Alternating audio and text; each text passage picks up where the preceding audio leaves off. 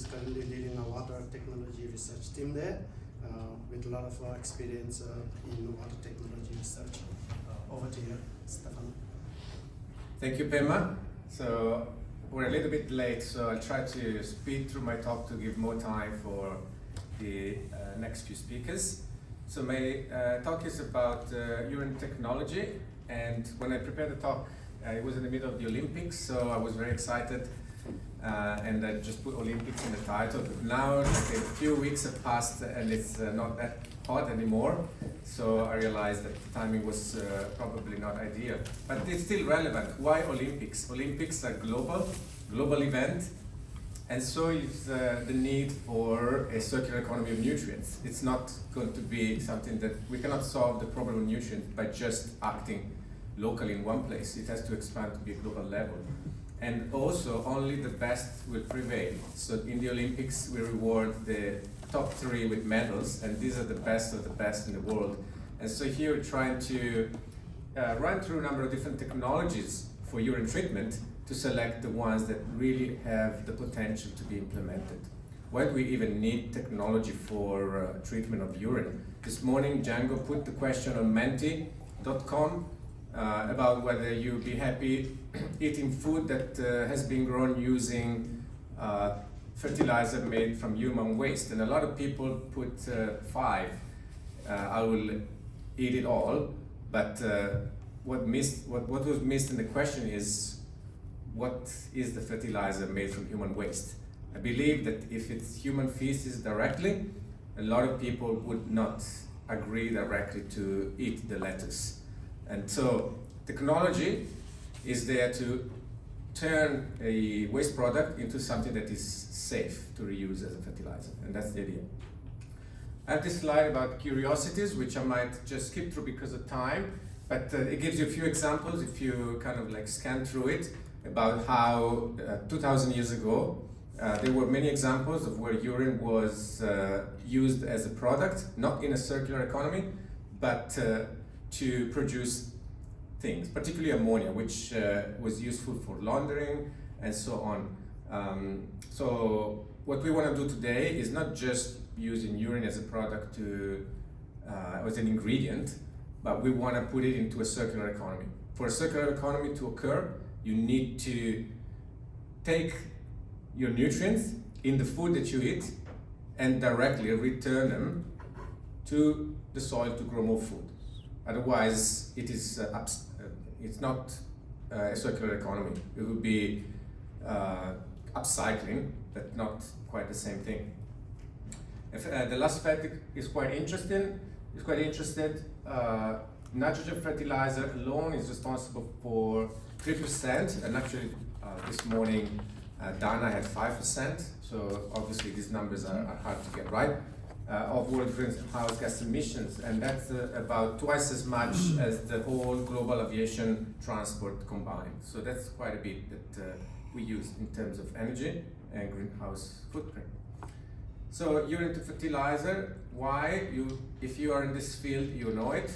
So food security, Dana talked about it this morning, so I don't need to mention it further. Reduce the energy associated with fertilizer production, with that 5% of greenhouse gas emissions that are embedded into our nitrogen fertilizers are because we use the Haber-Bosch process to convert nitrogen from the air to ammonia, and then we put ammonia in tankers, put it on ships, transport it across the globe, and then we use it to grow food very inefficiently, and ultimately we put more energy to turn that ammonia back to nitrogen gas in wastewater treatment. So if we just close the loop, we avoid all those energy bits with associated scope 2 and greenhouse gas emissions for wastewater treatment. And third, a little bit overlooked, is reducing water consumption, because often the systems that we have in place to harvest the urine do not use water or use less water. But and there's always a but, urine contains salt, pathogens, pharmaceuticals and other chemicals, and it's still 95% water.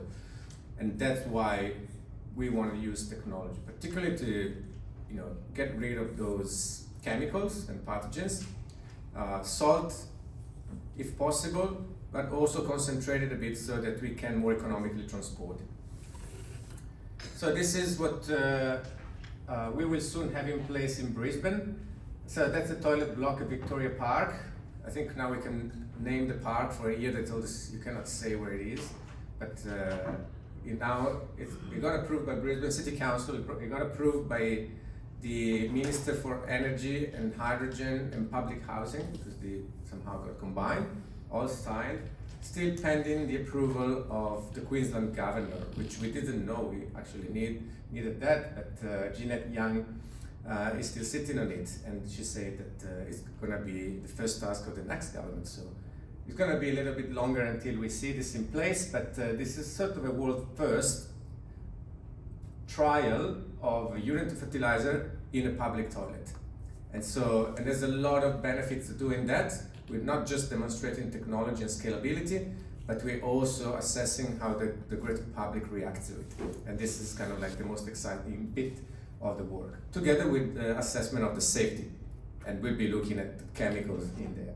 So these are just some pictures of the urinal and the toilet that we have bought. There will be 5 of these and only 1 urinal in 2 of the 4 cubicles in there. So if you're going to Brisbane anytime over the next year and a half, well, please check with us first, because it's not there yet. This is just a rendering, but we are really hopeful that this will eventuate, because this is really at the heart of the NICE Hub.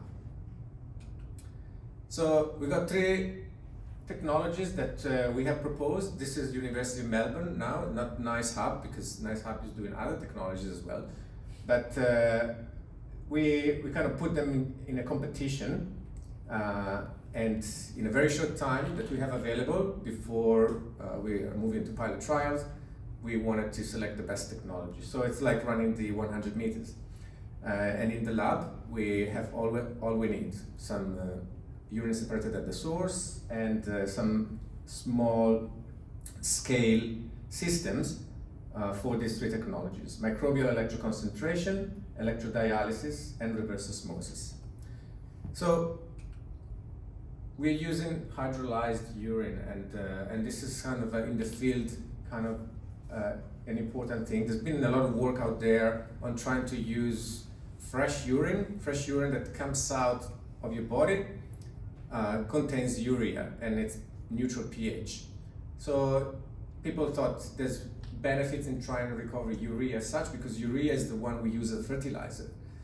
Instead, we decided, forget about that. We just let the urine hydrolyze. Urea converts to ammonia. The pH goes to 9. There's maybe some issues with that, but at the same time, this helps us solve a lot of issues.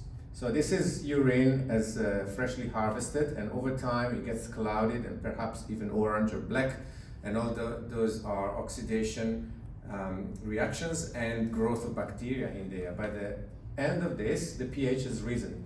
So if we look at what happens over time in that urine, within a matter of a week, the pH rises from 7 to 9, and that's because the urea has been converted to ammonia, which is a base. So when we are looking at other things happening, it's quite interesting. We get the phosphorus dropping out, and that's because we have the precipitation of struvite as well as hydroxyapatite and other phosphate salts with calcium and magnesium. The calcium and magnesium, they drop down to 0 from 50-60 milligrams per liter, and that's the key. That's why we want to use hydrolyzed urine. If you try to use fresh urine in a membrane system, it will scale within 1 or 2 days. And it will scale in a way that's pretty permanent. You need to take it apart and wash it with acid. And that's why in our group, we decided there's no fresh urine. Also, it's very hard to work with fresh urine because it hydrolyzes very quickly by itself. But working with this, we no longer have any issues with scaling. So when the plumbers come to us and tell us, no, we don't want to install these systems because they block up. No, they won't block up, because we have done this first. After those magnesium and calciums are out, urine is liquid and it will remain liquid forever. And the only thing that you might lose is the ammonia through volatilization. So that's the only thing to be careful about.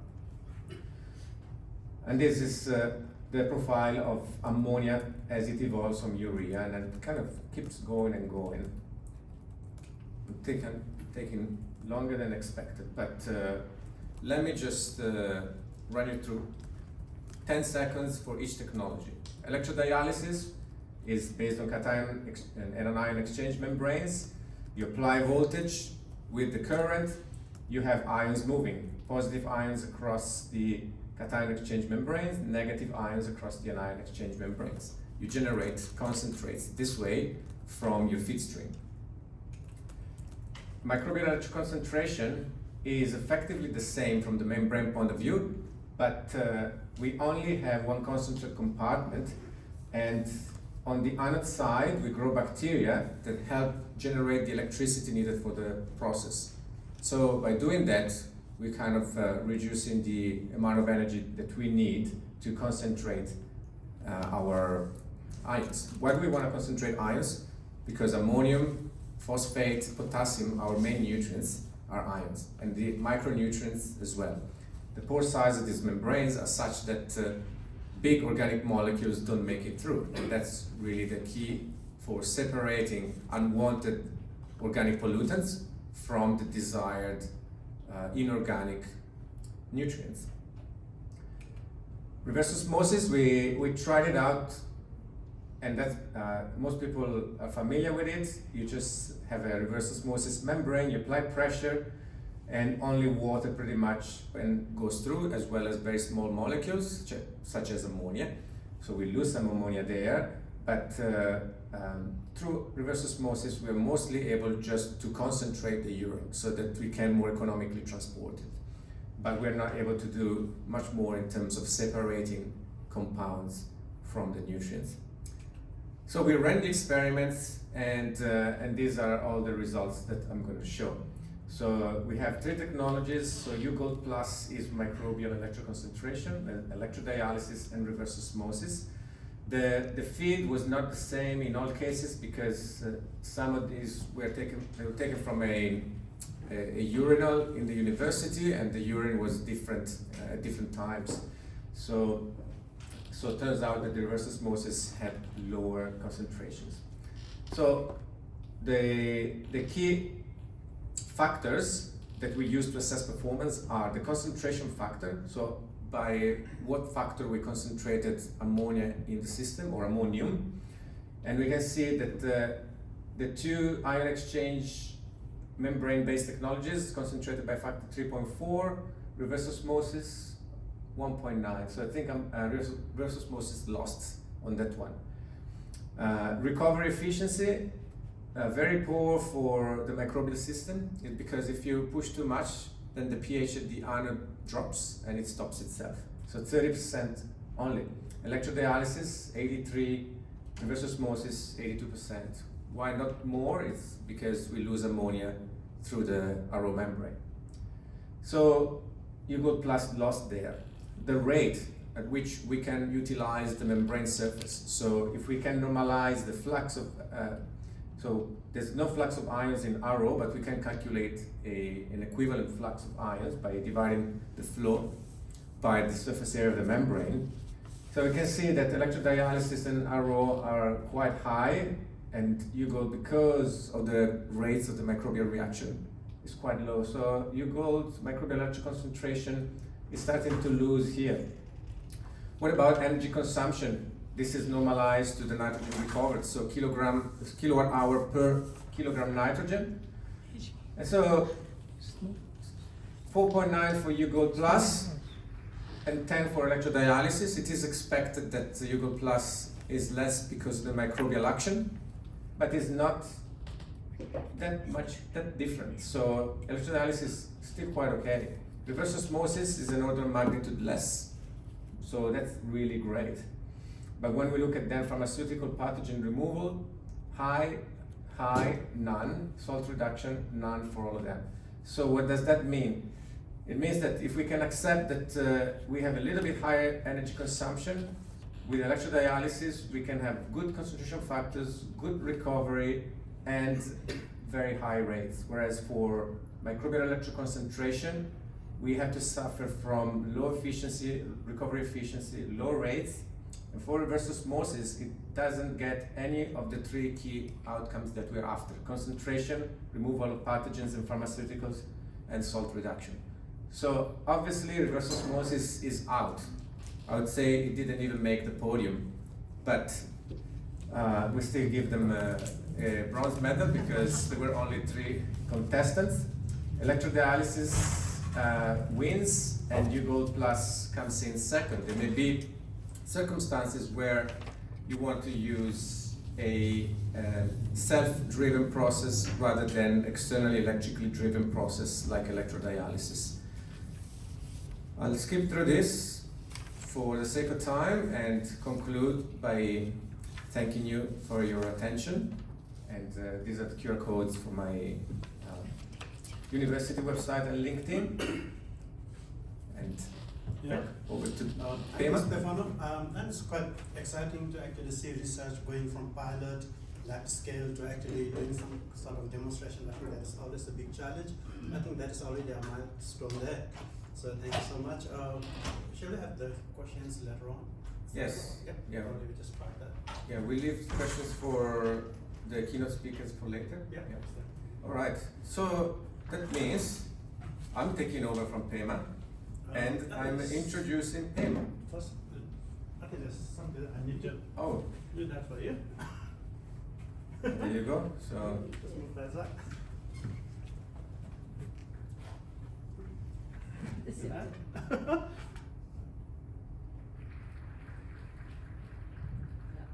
Thank you. all right, thank you.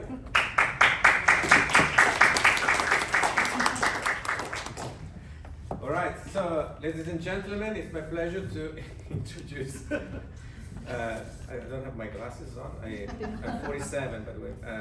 Pema Doji. So Pema used to be here, but now is in Darwin. And in Darwin is actually senior coordinator, environment and waste services, working for council there. So Pema, over to you. Yep. Thank you. What did I do?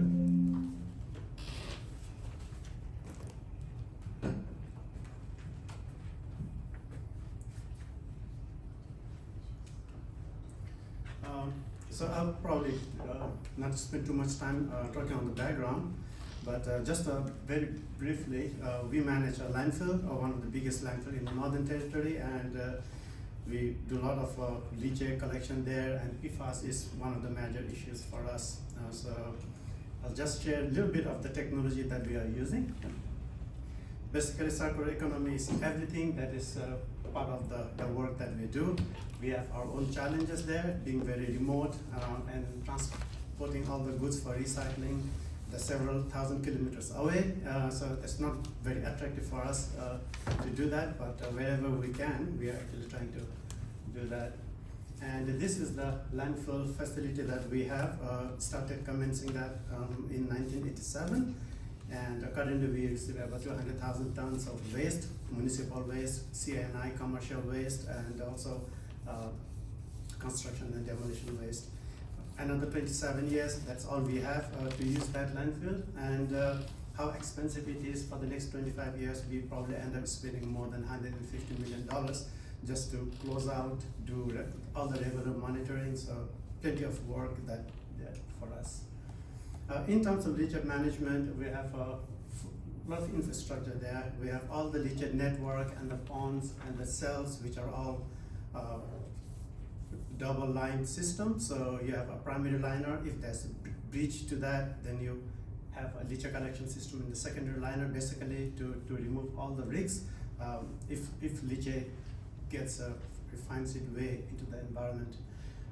We have several tanks and ponds which all have a double line system, so that's again to reduce the risk. And we also have,